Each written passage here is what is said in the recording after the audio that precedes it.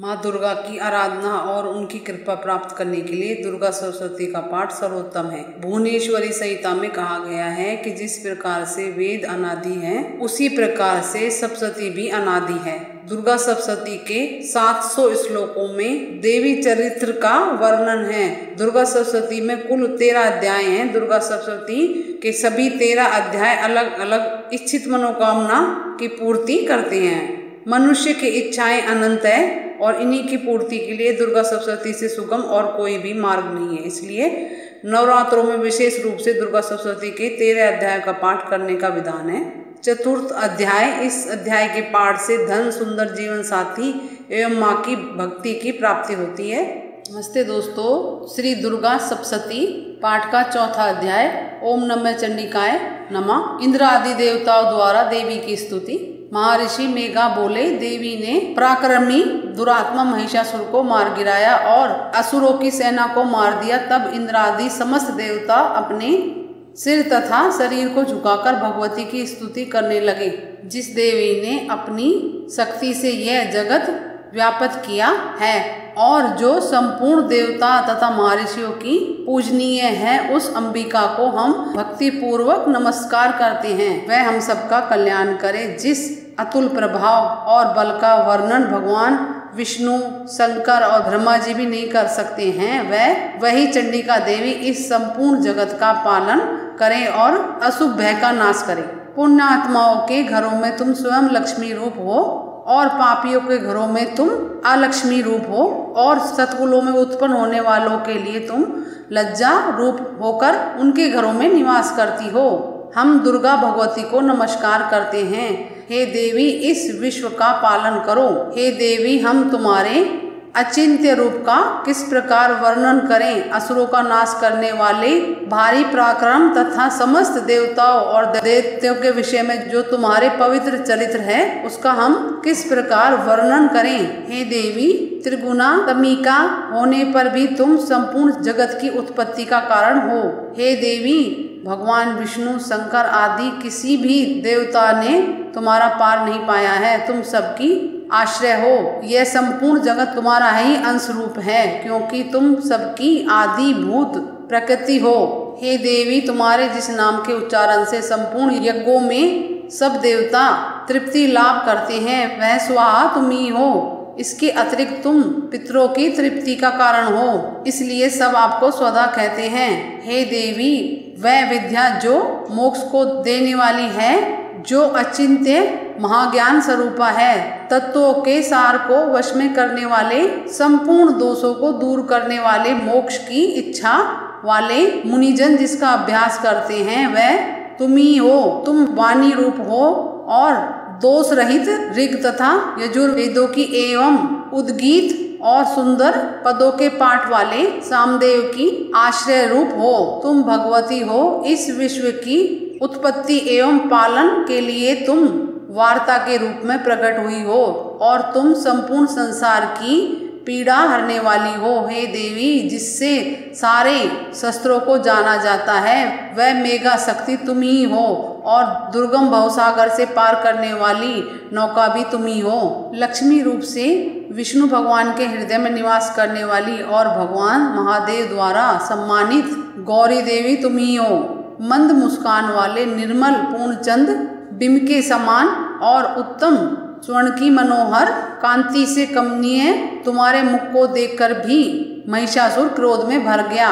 यह बड़े आश्चर्य की बात है। और हे देवी, तुम्हारा यह मुख जब क्रोध से भर गया तो उदय काल के चंद्रमा की भांति लाल हो गया और तनी हुई भौहों के कारण विकराल रूप हो गया। उसे देखकर महिषासुर के शीघ्र प्राण निकल गए। यह बड़े आश्चर्य की बात है। आपके कुपित मुख के दर्शन करके भला कौन जीवित रह सकता है। हे देवी, तुम हमारे कल्याण के लिए प्रसन्न हो।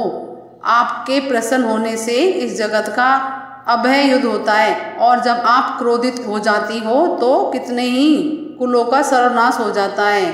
यह हमने अभी अभी जाना है कि जब तुमने महिषासुर की बहुत बड़ी सेना को देखते देखते 2 मार दिए हैं। हे देवी, सदा अभय युद्ध प्रताप देने वाली तुम जिस पर प्रसन्न हो जाती हो वही देश में सम्मानित होते हैं। उनके धन यश की वृद्धि होती है, उनका धर्म कभी भी शिथिल नहीं होता है और उनके यहाँ अधिक पुत्र पुत्रियां और नौकर होते हैं। हे देवी, तुम्हारी कृपा से ही धर्मात्मा पुरुष प्रतिदिन श्रद्धा पूर्वक यज्ञ करता है और धर्मानुकूल आचरण करता है और उसके प्रभाव से स्वर्ग में जाता है, क्योंकि तुम तीनों लोकों में मनवांछित फल को देने वाली हो।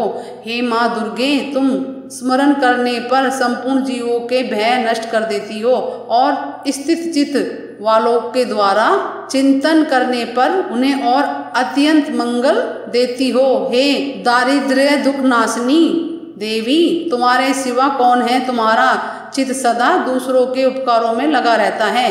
हे देवी, तुम शत्रुओं को इसलिए मारती हो कि उनके मारने से दूसरों को सुख मिलता है। वह चाहे नरक में जाने के लिए चिरकाल तक पाप करते रहे हो, किंतु तुम्हारे द्वारा युद्ध करके सीधे स्वर्ग को जाएंगे, इसलिए तुम उनका वध करती हो। हे देवी, क्या तुम दृष्टि मात्र से समस्त असुरों को भस्म नहीं कर सकती? अवश्य ही कर सकती हो, किंतु तुम्हारा शत्रुओं को अस्त्रों के द्वारा मारना इसलिए है कि शस्त्रों के द्वारा मरने पर वह स्वर्ग को जावे।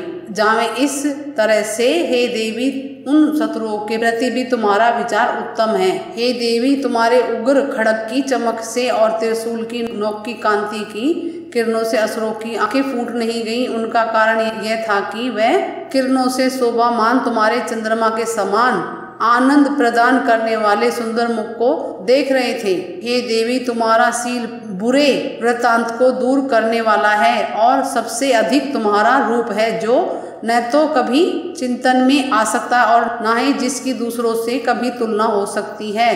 तुम्हारा बल व पराक्रम शत्रुओं का नाश करने वाला है। इस तरह तुमने शत्रुओं पर भी दया प्रकट की है। हे देवी, तुम्हारे बल की किसके साथ बराबरी की जा सकती है तथा शत्रुओं को भय देने वाला इतना सुंदर रूप भी और किसी का है?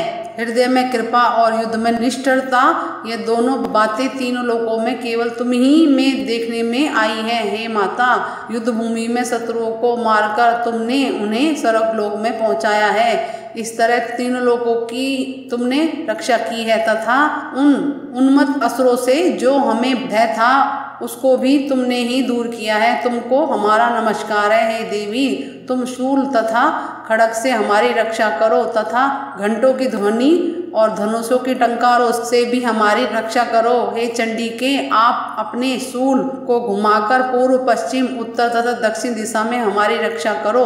तीनों लोकों में जो तुम्हारे सौम्य रूप हैं तथा घोर रूप हैं उनसे हमारी रक्षा करो तथा इस पृथ्वी की रक्षा करो। हे अंबिके, आपके कर पल्लवों में जो खड़ग शूल और गदा आदि शस्त्र शोभा पा रहे हैं उससे हमारी रक्षा करो।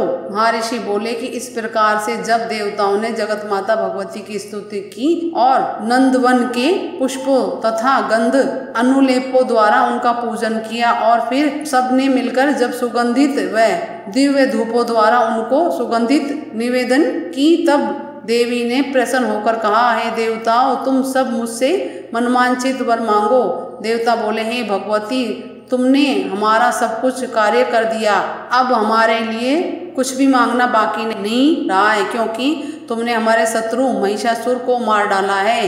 हे महेश्वरी, तुम इस पर भी यदि हमें कोई वरदान देना चाहती हो तो बस इतना वरदान दो कि जब जब हम आपका स्मरण करें तब तब आप हमारी विपत्तियों के हरण के लिए हमें दर्शन दिया करो।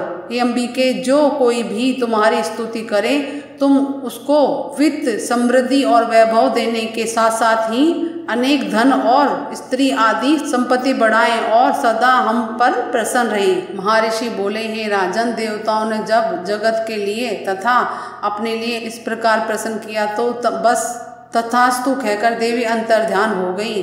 हे भूप, जिस प्रकार तीनों लोकों का हित चाहने वाली यह भगवती देवताओं के शरीर से उत्पन्न हुई थी, वह सारा वृतांत मैंने तुमसे कह दिया है। और इसके पश्चात दुष्ट असुरों का तथा शुंभ निशुंभ का वध करने और सब लोगों की रक्षा करने के लिए जिस प्रकार गौरी देवी के शरीर से उत्पत्ति हुई थी, वह सारा वृतांत यथावत वर्णन करता हूँ। चौथा अध्याय दोस्तों मंगलम शुभम। 5वें अध्याय में देवताओं द्वारा देवी की स्तुति होगी। और कुछ पूछना कमेंट्स करके पूछे। मेरे चैनल को लाइक करें, सब्सक्राइब करें, शेयर करें। जय माता दी दोस्तों, नमस्कार।